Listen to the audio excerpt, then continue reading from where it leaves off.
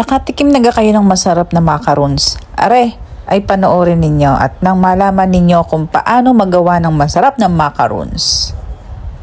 Low flame lang natin to para hindi masyadong masunog ang butter. Yan. Low flame. Huwag na natin ang condensed milk. 1 can of condensed milk. Halo-halo lang. Halo-halo lang. Kailangan ay Eden cheese. Yan. Hindi ako bayad ng Eden. Pero siya ko lang ginamit. Kasi Pinoy pa rin ako.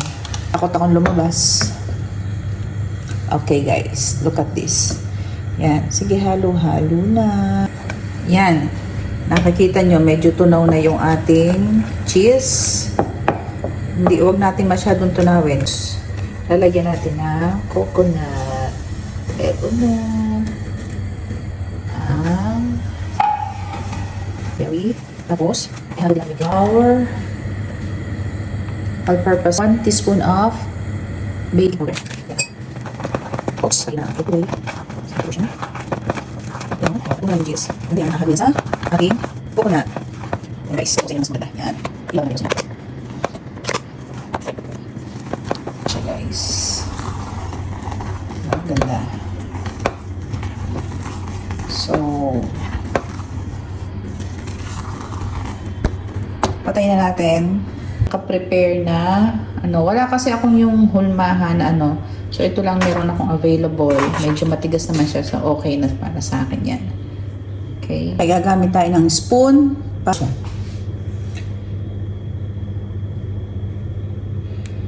Parang bilog lang natin dito. Kasi maliit siya eh. Kaya di ba natin? Okay lang natin siya kung. Yan. Okay lang. First time. It's my first time. Wala na po. Hindi ko siya so. Hindi ko na ha. Kapag kung yan ay. Ako. Nagbago naman tayo ng ganito. Natutunan. Kay Chef RV. Ito yan. Kay Chef RV na aaral natutunan mga ganito. Kasi mga natutunan hindi masaya. Dahil wala siyang talagang niya. Yan. Hindi ko. Oh, ginigiw na. Saan ka na?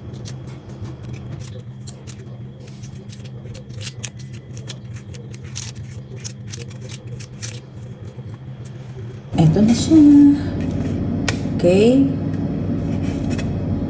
Open. No, it's not Fahrenheit. It's a 180 degrees Celsius. So 180.